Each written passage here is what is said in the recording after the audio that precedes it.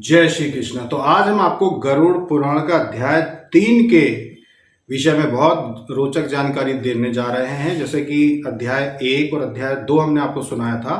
अब आप, क्योंकि फिर अभी गणेश जी के समय पे फिर आपको श्राद्ध पक्ष भी शुरू हो जाएंगे गणेश जी के बाद, तो श्राद्ध पक्ष में आपकी श्रद्धा बढ़ेगी कि क्यों आपको अपने पितरों के लिए करना चाहिए कुछ ना कुछ, उनके लिए दान पुण्य क्यों करना चाहिए, जीव जंतुओं की सेवा क्यों करना चाहिए। तो गरुड़ पुराण सुनेंगे तो आपको आनंद आ जाएगा। तो गरुड़ पुराण आप सुनिए, हम आपको पूरी सुनाएंगे, एक एक अध्याय आप सुनिएगा। तो तीसरे अध्याय का आप आनंद लीजिए कि गरुड़ जी बोले, हे भगवान, यम मार्ग को पार कर पापी यमलोक में जाकर कैसी यातनाएं भोगता है वह मुझसे कहिए। श्री भगवान बोले कि हे विनीता के पुत्र, इन यम यातनाओं का आदि से अंत तक का वृतांत कहता हूं, सुनो।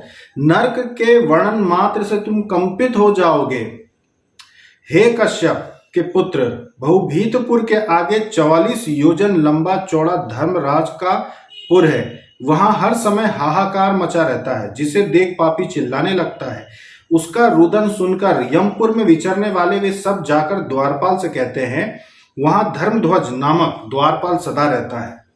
जैसे कि बहुत सारे देवता ऐसे रहे ना, जो द्वारपाल तो रहे लेकिन किसी श्राप की वजह से फिर धरती में आके उनको जन्म लेना पड़ा। तो भाई द्वारपाल भी एक पदवी है जो मिलती है कर्मों के अनुसार। जिसने, जैसे अब मान लो मृत्यु लोक में कोई अच्छे कर्म करता है, ऐसे भी कर्म होते हैं कि भाई किसका कहाँ हिसाब हो, किसको कौन सा पद मिले। किसी को द्वारपाल का पद मिलता है अलग अलग लोकों में। तो वहां एक धर्मध्वज नाम का द्वारपाल सदा रहता है। वह चित्रगुप्त के पास जाकर उस प्रेत के सब शुभाशुभ कर्म कह देता है। और ये द्वारपाल जो होते हैं ना, ये वैसे भी हर इंसान के ऊपर दृष्टि होती है इनकी, वो भी आगे बात आएगी, वो भी समझिएगा। तो देखो, चित्रगुप्त के पास आपके किए वो सारे कर्म कह देता है। तदंतर चित्रगुप्त धर्मराज से निवेदन कर देते हैं, और ये आपके सामने नहीं होता, आप सिर्फ चित्रगुप्त तक देख सकते हो। धर्मराज को देखना आपके भाग्य में इतना आसान नहीं। चित्रगुप्त धर्मराज से निवेदन कर देते हैं कि हे गरुड़, जो मनुष्य नास्तिक और पापी है, जो भगवान को नहीं मानते, देवी देवताओं को नहीं मानते, वो सारे पापी ही है। जो पापी है उन सबको धर्मराज भली भाली जानते हैं, एक एक को, कि कौन भगवान देवी देवताओं के अस्तित्व को नहीं मानता, कौन सनातन धर्म को नहीं मानता। धर्मराज को सब पता है कि कौन कौन लोग ऐसे हैं। फिर भी चित्रगुप्त से उनके पापों को फिर भी पूछते हैं, जानते हैं, फिर भी पूछते हैं, जिससे कि वो प्रेत सुने कि उसने क्या क्या गलतियां की है। धर्मराज पूछते हैं चित्रगुप्त से, सब कुछ जानते हुए भी चित्रगुप्त श्रवणों से पूछते हैं। श्रवण कौन है, अब सुनिए, अच्छे ध्यान से सुनना, आनंद आ जाएगा। चित्रगुप्त श्रवणों से पूछते हैं। श्रवण ब्रह्मा के पुत्र हैं। श्रवण कौन है, ब्रह्मा जी के पुत्र हैं। वे स्वर्ग, जब उन्होंने सृष्टि की रचना की, तो ब्रह्मा जी ने जो पूरी सृष्टि का जो सिस्टम बनाया ना, मैकेनिज्म जो बनाया ना, उसमें अलग अलग देवताओं को अलग अलग कर्तव्य दिया गया। जैसे स्थान देवता होते हैं आपके यहाँ पे, तो उनको भी कर्तव्य दिया गया कि आपको क्या करना है। जगह जो स्थान के भैरव होते हैं उनको कर्तव्य दिए गए हैं। तो ब्रह्मा के पुत्र है श्रवण। वे स्वर्ग, पृथ्वी लोक और पाताल तक भ्रमण करते हैं। जो श्रवण होते हैं वो पृथ्वी लोक में भी श्रवण जगह जगह घूमते रहते हैं। जो दिव्य दृष्टि होती है ना, तो उनको कई प्रकार के देवी देवता दिखते हैं जिनको पहचान नहीं पाते कि ये कौन से देवता है, ये कौन है। तो कुछ भी कह देते हैं फिर कि भाई आप हो सकता, आपके पितृ हैं, आपके पितृ देवता दिख रहे हैं आपके, तो यहाँ वहाँ ये वो फलाना ठिकाना। देखो, बहुत सारे देवी देवता होते हैं जिनको आप जानते भी नहीं हो, जो सृष्टि में घूमते रहते हैं। तो वो कोई आत्माएं नहीं है, वो देवता होते हैं जो अपने अपने कर्तव्य निभा रहे होते हैं। तो श्रवण भी पृथ्वी लोक में, स्वर्ग में भी, पाताल में भी भ्रमण करते रहते हैं। उनको दूर से ही सुनने का ज्ञान है और दूर से ही देखने वाले उनके नेत्र है। जैसे किसी ने बोला, कहीं पे 4 लोग बैठे थे, किसी ने बोला, अरे देवी देवता कुछ नहीं होते, सब पाखंड है। श्रवण उसी समय सुन, जो श्रवण सबसे नजदीक होगा, उस जीवात्मा की जिसको कर्तव्य सौंपा, वो तुरंत सुन लेगा कि इसने ऐसा बोला। उसी समय वो लेखा जोखा में कर लेगा कि इस व्यक्ति ने ऐसा कर बोल के देवताओं का अपमान किया। तुरंत श्रवण सुन लेते हैं। वो दूर से ही देखने वाले उनके नेत्र हैं। किसी ने सोचा कि चलो अपने पति को धोखा दे देती हूँ या अपनी पत्नी को धोखा देके किसी और के साथ संबंध बनाता हूँ, श्रवण वहीं जहां पे भी भ्रमण कर रहा होगा, जिस श्रवण को आपकी जिम्मेदारी सौंपी गई है, वहीं से देख लेगा कि आप क्या गंदा काम कर रहे हो। उसी समय वो लिख लेगा कि ठीक है बेटा, अभी तू जिस गंदगी में आनंद ढूंढ रहा है, तेरे को नरक में उसकी सजा जरूर मिलेगी। उन श्रवणों की स्त्रियां भी उन्हीं के समान है, यानी कि श्रवण स्त्रियां भी होती हैं। वे अलग नाम की श्रवणी है, यानी कि श्रवण और श्रवणी होते हैं। जो हमने कहा था ना कि 2 देवी देवता आपके हर व्यक्ति के साथ चलते हैं, एक श्रवण और एक श्रवणी आपके साथ रहते हैं। वे सब स्त्रियों की चेष्टाओं को जानती हैं, मतलब कि जो श्रवणियां होती हैं, जो श्रवण जैसे कि देवता है, श्रवणियां जो देवता होती हैं वो भी देवियां होती हैं। ये सभी महिलाओं की, सभी जितनी भी स्त्रियां इस लोक में, सभी स्त्रियों की मानसिक स्थिति को कौन क्या सोच रही है, कौन क्या कर रही, कौन सास को बद्दुआ दे रही, कौन ससुर को बद्दुआ दे रही, कौन पति को बद्दुआ दे रही है, कौन गलत संबंध बना रही है, कौन पति को धोखा दे रही है, कौन षड्यंत्र रचती है, कौन गलत संबंध बनाती है, गलत रास्ते पे चलती है और इल्जाम पति पे लगाती है कि पति बुरा है। ये सारी जो आपकी चेष्टाएं होती है एक स्त्री की, वो श्रवणियां जो देवियां होती हैं वो ध्यान रखती है एक एक चीज को कि कौन महिला क्या कर रही है। और वैसे ही श्रवण पुरुष के ऊपर ध्यान रखते हैं कि कौन पुरुष क्या गंदे कर्म कर रहा है और पत्नी को गलत बताता है या बाहर गलत काम करता है और घर में आके मारपीट करता है। श्रवण हर पुरुष के ऊपर ध्यान रखते हैं। तो श्रवणियां सभी स्त्रियों के चेष्टाओं को जानती हैं। वे पुरुष श्रवण और श्रवणी और स्त्रियों के प्रकट और गुप्त किए हुए कर्म, यानी कि जो सामने कर्म किए आपने और जो छुप के चोरी से किए, धोखेबाजी से किए सारे कर्म और वाक्यों को, जो आपने बोला, जो आपने चोरी से बोला, पीठ पीछे बोला, फोन पे बोला, चोरी से बुराई करी, किसी की भी पति की बुराई करी, परिवार के किसी सदस्य की बुराई की, आग लगाई, किसी के बारे में झूठ बोला, किसी को बदनाम करने की कोशिश की झूठ बोल के, ये सारी प्रकट और गुप्त किए हुए कर्म और वाक्य जो आपने बोले हैं चित्रगुप्त को बतला देते हैं। ये श्रवण और श्रवणियां जो ब्रह्मांड में चारों तरफ घूम रहे हैं, आपके चारों तरफ घूम रहे हैं, हर समय मौजूद है, हर समय 24 घंटे में एक भी क्षण वो आपको अकेला नहीं छोड़ते, क्योंकि मनुष्य का शरीर भी एक प्रकार से देवता तुल्य माना जाता है कि ये भी देवता योनि है।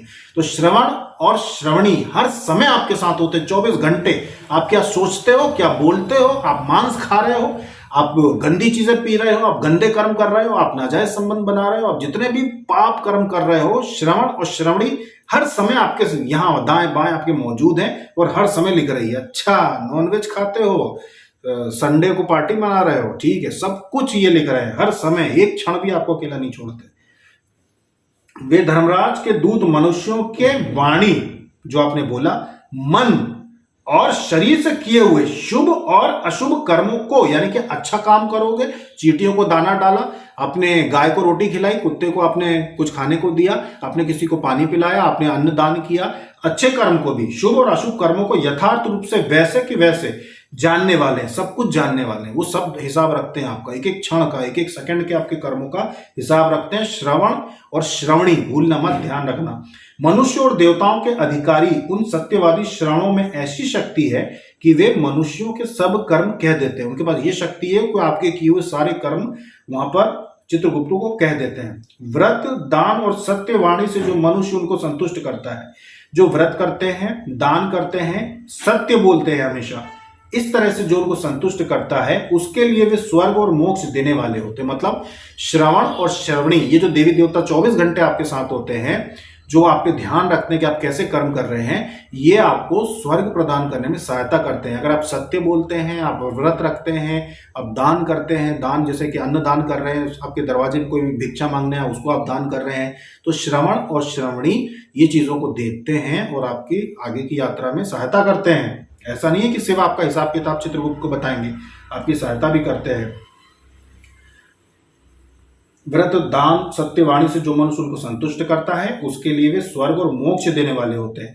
वे सत्यवादी श्रवण पापियों के कर्मों को जानकर धर्मराज के सामने कह देने से दुखी भी हो जाते हैं। सूर्य, चंद्रमा, पवन, अग्नि, आकाश, पृथ्वी, जल, मन, यम, दिन, रात्रि, दोनों संध्याएं और धर्म, ये सब मनुष्य के चरित्र को जानते हैं। मतलब कि सूर्य, भगवान सूर्य भी आपके कर्मों को जानते हैं कि आपके कर्म कैसे हैं।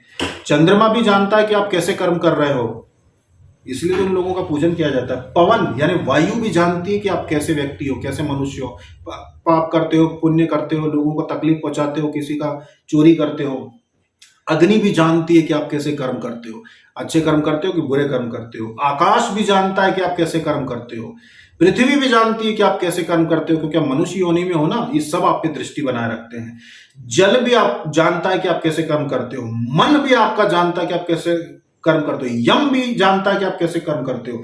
दिन भी जानता है, रात्रि भी जानती है, दोनों संध्याएं भी जानती हैं। और धर्म जो स्वयं देवता है, धर्म कोई नियम थोड़ी ना, किसी नियम में धर्म का पालन कर, धर्म देवता है, धर्म भी एक पदवी है, एक देवता है धर्म।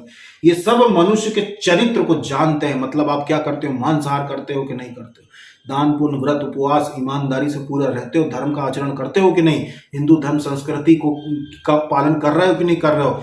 इतने सारे लोग आपका ध्यान रखते हैं आपके कर्मों का, तो कैसे बचोगे पाप करके, शनिवार रविवार मांसाहार करके कैसे बच जाओगे, ये सब तो आपका ध्यान रखते हैं। तथा धर्मराज चित्रगुप्त श्रवण और सूर्य आदि के शरीर में टिके हुए सब पाप और पुण्य को जानते हैं। ये सारे आपके शरीर में टिके हुए पाप और पुण्य को जानते हैं ये सभी। इस प्रकार यमराज पापियों के पाप का अच्छे प्रकार से निश्चय करके उनको बुलाकर अपना भयंकर रूप दिखाते हैं। वे पापी लोग हाथ में दंड लिए बड़ी काया वाले और भैंसे पर चढ़े हुए यमराज के भयंकर रूप को देखते हैं तथा वे प्रलय के मेघों के समान गर्जने वाले, काले पहाड़ के समान बड़े शरीर वाले, बिजली के समान शस्त्र धारण करने वाले, भयंकर और 32 भुजा वाले हैं।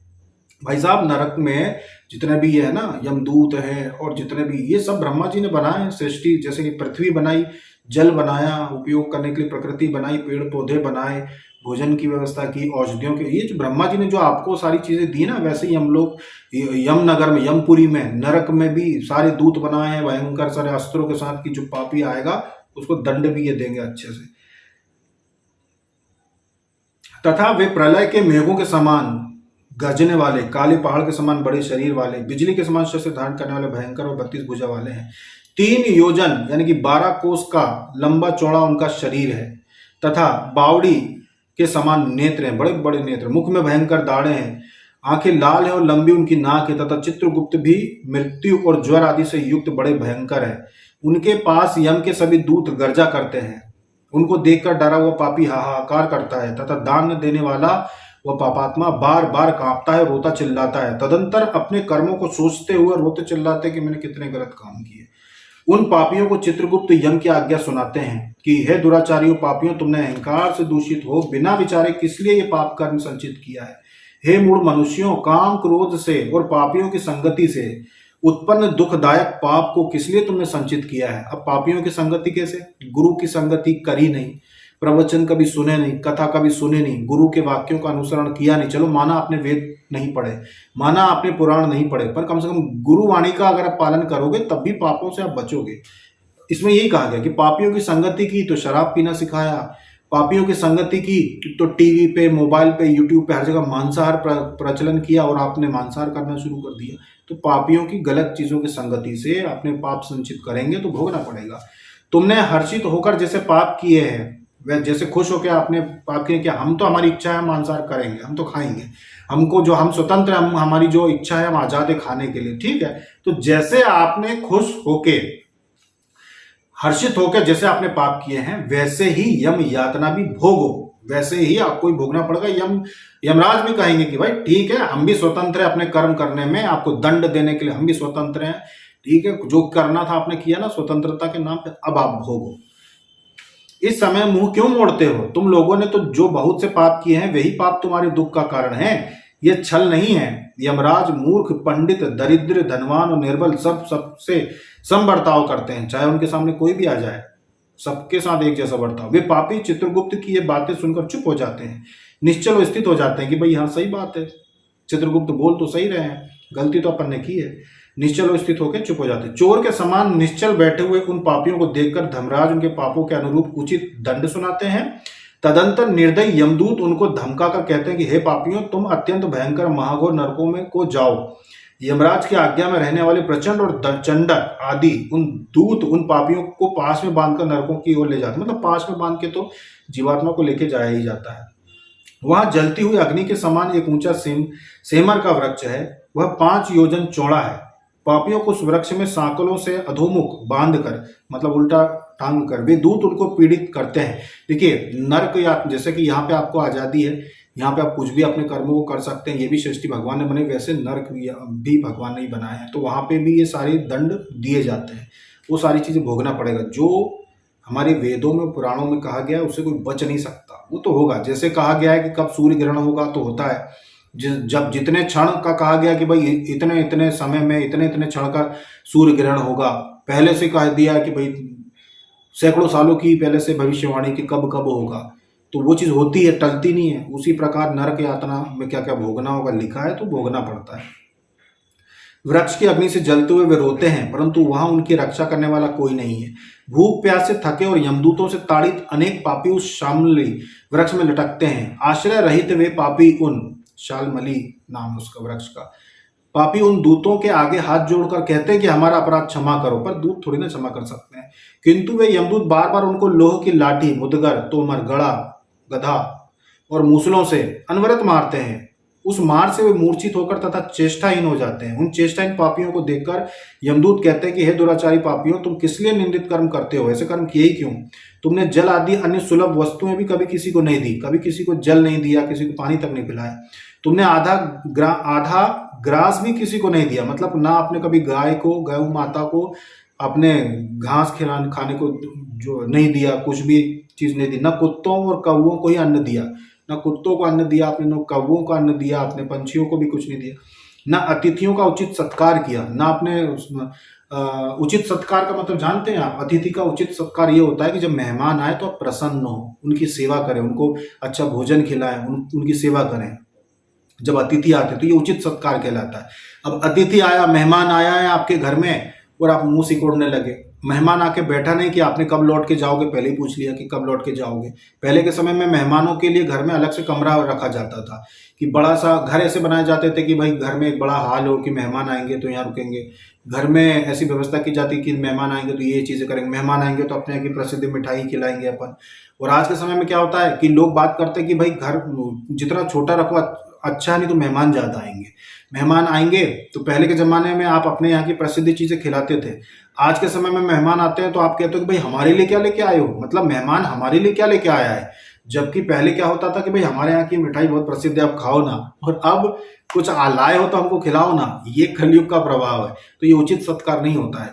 गरुड़ पुराण में ये बात कही गई कि अगर उचित सत्कार नहीं करोगे तो भी यमदूत की मार पड़ेगी। पहले स्वागत करते थे, पहले से फोन लगा के बोलते, चिट्ठियां लिख के भेजते थे कि भाई आना, बच्चों की छुट्टी लगे तो आना।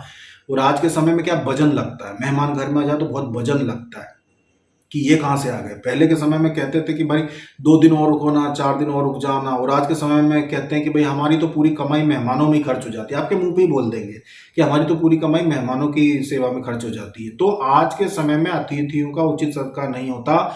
गरुड़ पुराण के अनुसार वो भी पाप में गिना जाता है। जैसे गाय को रोटी देना पुण्यदायक होता है, कुत्ते को दाना देना, पंछियों की सेवा करना पुण्यदायक होता है, वैसे ही अतिथियों का स्वागत करना भी पुण्यदायक होता है। उस चीज को समझो कि अतिथि को वजन मत समझो, वो एक मौका होता है पुण्य कमाने का। अगर अपमान करोगे तो फिर आपको भी यम यातना में वो भी गिनती होगी कि अतिथियों का उचित सत्कार नहीं करोगे तो वहां पे भी गिनती हो जाएगी। और ना पितरों का तर्पण ही किया, मतलब पितरों के लिए आपने कुछ भी नहीं किया, श्राद्ध पिंड आदि कुछ नहीं किया। तीर्थ स्थानों पे जाके नदियों में स्नान करो, वहां पे तर्पण करो, वो भी नहीं किया। श्राद्ध चलते हैं जब सूर्य को अर्घ्य तो जल चढ़ाते हैं, पितरों के निमित्त तर्पण करते हैं, वो भी जब कुछ भी नहीं करते हैं तो वो भी पाप में होता है। तो इसीलिए श्राद्ध पक्ष जब शुरू होंगे तो उसके पहले वीडियो बनाएंगे, वो सारी चीजें करना। यमराज और चित्रगुप्त का भी ध्यान तुमने नहीं किया, न उन दोनों के मंत्रों को ही जपा जिससे तुम्हें यातना न सहनी पड़ती, न तो कोई तीर्थ यात्रा की, न गृहस्थाश्रम में रहते हुए अन्नदान, अतिथियों के लिए भोजन भी नहीं निकाला। अच्छा, अतिथियों के लिए भोजन निकालने का भी विधान है कि आप जो कमाई करते हो उसमें एक हिस्सा अतिथियों के रखो, कि जब अतिथि आएंगे तो हम उनके स्वागत में इसको खर्च करेंगे। कि भाई हर महीने की कमाई में हम 200 रुपये अतिथियों के नाम से जोड़ना शुरू कर रहे हैं कि जब भी मेहमान आते हैं तो हम उनका अच्छे से उचित सत्कार कर सके। न साधु संतों की सेवा ही की, अतः अब अपने पापों का फल भोगो। तुम धर्म से हीन हो, इसलिए इस तरफ पीटे जा रहे हो। सर्व समर्थ स्वामी श्री हरि ही समर्थ हैं, जो अपराधी के अपराध को क्षमा करते हैं। हम तो उनकी आज्ञा से अपराधियों को दंड ही देते हैं। ऐसा कहकर वे दूत निर्दयता से उन पापियों को प्रताड़ित करते हैं। मारने से वे पापी जलते अंगारों की तरह नीचे गिर जाते हैं और गिरते समय शाल्मली वृक्ष के पत्तों से उनके शरीर कट जाते हैं। नीचे पड़े हुए उन पापियों को कुत्ते खाते हैं।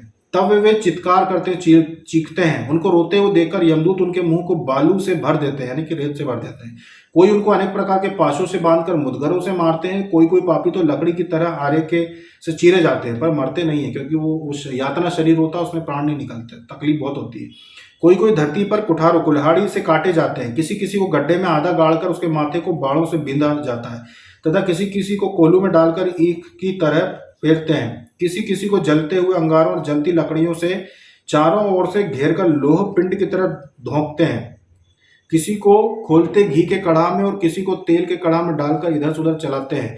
ये सिर्फ और सिर्फ यातना देने की, एक प्रकार से आपके पापों का दंड देने का एक विधि होती है, जो जिससे कि जो यातना शरीर में आपको तकलीफ हो कि आपने कैसे पाप किए, क्योंकि आपने भी तो लोगों के साथ यही किया। जब आप लोगों को तकलीफ पहुंचाते हैं, किसी का आपने धन लूट लिया, किसी को परेशान किया, तो उनकी आत्मा भी ऐसी रोती है, उसी का दंड फिर ऐसे आपको भोगने को मिलता है।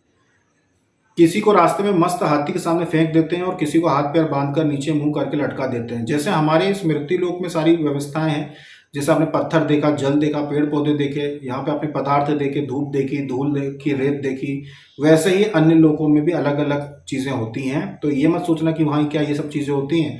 हर लोक में, सृष्टि में, हर लोक में सारी चीजें हैं। वहाँ के तत्वों से निर्मित पत्थर भी होंगे, वहाँ की चीजों से निर्मित जल भी होगा, वहाँ से उपस्थित तत्वों से निर्मित सारी दंड देने के अस्त्र भी होंगे।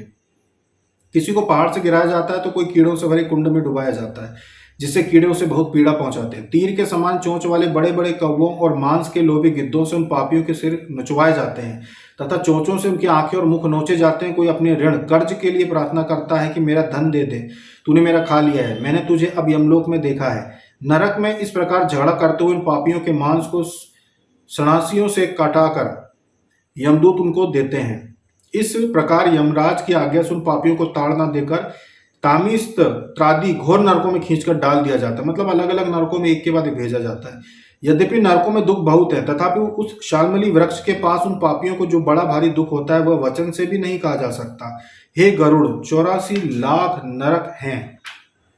नरक भी 84 लाख हैं, कल्पना से परे 84 लाख नरक है। अब आपके कर्मों के अनुसार कितने लाख नरकों में आप जाओगे भाई। मतलब कि एक तो छोड़ो, 2 कल्प, यानी कि 2 बार सतयुग आ जाएगा, फिर भी आपको मनुष्य जीवन दोबारा नहीं मिलेगा।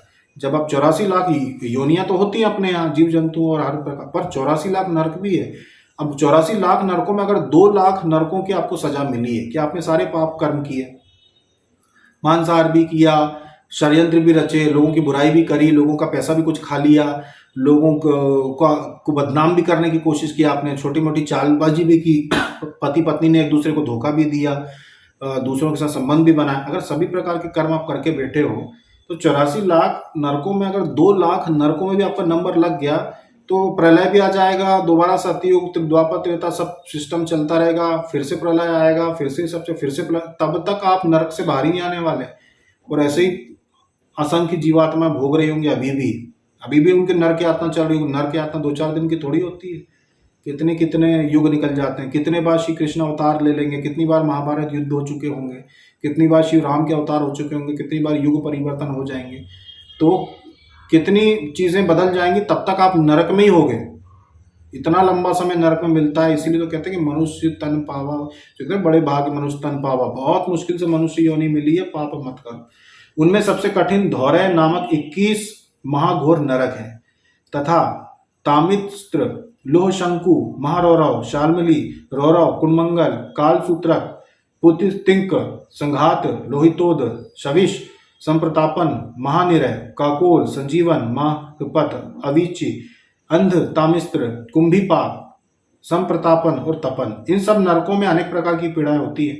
ये अनेक भेदों से रचे गए हैं। इनमें अनेकों पापों का फल भोगा जाता है तथा वहां दूतों के समूह रहते हैं। इन नरकों में अधर्मी, मूढ़ और पापी ही पड़ते हैं। वहां पड़े हुए वे 1 कल्प तक, यानी कि 4 युग निकल जाएंगे। आपका सतयुग भी चला जाएगा, त्रेता, द्वापर, कलयुग, ये चले जाएंगे तथा वहां इनमें अनेकों पापों का फल भोगा जाता है। वहां पड़े हुए वे 1 कल्प तक यातनाएं भोगते हैं, यानी कि एक बार ये चारों युग चले जाएंगे। जो तामिस्त्र, अंध तामिस्त्र और रौरव आदि की यातनाएं हैं उनको स्त्री और पुरुष साथ ही साथ भोगते हैं। इस प्रकार अपने कुटुंब के पालन करने वाले और अपना पेट भरने वाले ये दोनों इस लोक को छोड़कर यमलोक में जाकर ऐसा फल भोगते हैं। जो दान पुण्य नहीं करता, दूसरे लोगों को किसी प्रकार की सेवा नहीं देता है, अन्न दान नहीं करता, पितरों के लिए कुछ नहीं किया, जीव जंतुओं के लिए कुछ नहीं किया, ऐसे लोग ऐसे नरकों में फेंके जाते हैं। जिन्होंने सिर्फ अपने घर का पालन पोषण किया है, उनको यहाँ फेंका ही जाता है। जिन प्राणियों ने अच्छा अपना पेट भरने वाले दोनों ही इस लोक को छोड़कर यमलोक में जाकर ऐसा फल भोगते हैं। जिसने प्राणियों से बैर करके अधर्म से रास्ते के लिए जो धन इकट्ठा किया है, जो बेईमानी रिश्वत का जो पैसा लेते हैं, जो गलत है, वह अपने शरीर को छोड़कर अकेला ही अंधतामिस्त्र नरक में जाता है। जो अधर्म से कुटुंब का पालन करने वाले, जो बेईमानी के पैसे, चोरी के पैसे, चोरी छीनेगा, डकैती या रिश्वत के पैसे से अपने घर का खर्च चलाता है, बच्चों को पालता पोसता है, वे अपने कर्म से प्राप्त नरक में जाकर इस प्रकार उसका फल भोगते हैं। उनके लिए भी नरक है। तो भाई बेईमानी का पैसा आप सोचते हो कि चलो यार अपने किसी के साथ बेईमानी कर ली या छीन लिया या किसी को चालबाजी से किसी से पैसे ले लिए और उससे अपन घर में सुख सुविधाएं भर लें, सब कुछ कर लें, तो भाई आपकी बुकिंग है, अलग से व्यवस्था है आपके लिए। जैसे किसी का धन चोरी हो गया हो और वह दुखी होता है, जो केवल अधर्म से ही कुटुंब का पालन करते हैं, वे आखिरी तमसाच्छन्न अंध तामिस्त्र नरक में जाते हैं। नरक लोक से नीचे जितनी यातनाएं हैं, ऐसे पापी उन सबको क्रम से भोगकर शुद्ध हो फिर इस मृत्यु लोक में आ जाते हैं। मतलब मोक्ष नहीं मिला, ये सारे भोगने के बाद कई बार प्रलय आ जाते हैं, कई बार जन्म मृत्यु का चक्र चलता रहता है, कई बार कल्प बदल जाते हैं, चारों युग बार बार आते जाते हैं, तब तक आप नरक यातना भोगते हैं। उसके बाद आप इस लायक बनते हो कि दोबारा आप यहाँ पे आ सको, तब जाके दोबारा आप आ सको और मनुष्य तन नहीं मिल जाएगा। मृत्युलोक में यहाँ लिखा है फिर ऐसे पापी उन सबको क्रम से भोगकर शुद्ध हो फिर इस मृत्यु लोक में आ जाते हैं। मृत्यु लोक में आते हैं मतलब 84 लाख योनियों में। जरूरी नहीं कि मनुष्य योनि पहली बार में मिल जाए, 84 लाख योनियों में एक योनि मनुष्य योनि है। तो ये सारे नरक भोगने के बाद इस मृत्यु लोक में आओगे, फिर कुत्ता, बिल्ली, सांप, केचुआ, मेंढक सब बनते 84 लाख योनि बनते फिर एक जीवन मिलेगा मनुष्य का। कितने युग निकल जाते हैं, उसके बाद आपके नरक यातना खत्म होती, कितने युग बीत जाते हैं, तब जाके आपकी नरक यातना खत्म होती है। उसके बाद भी कितने वर्षों, लाखों वर्षों के लिए आप 84 लाख योनि में चले जाते हो, तब जाके एक बार मनुष्य जीवन मिलता है और आप मांस खाते हो।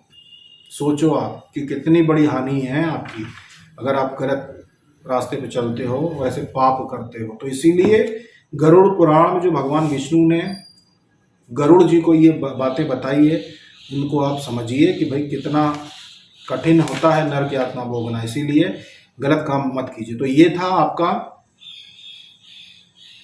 तीसरा अध्याय, ये आपका गरुड़ पुराण का सरोद्धारे यम यातना निरूपण वर्णन नामक तृतीय अध्याय आपका समाप्त होता है। अब चतुर्थ अध्याय अगले वीडियो में आपको सुनाएंगे। अभी तक के लिए इतना ही। जय श्री नारायण, जय श्री लक्ष्मी नारायण, जय श्री हरि।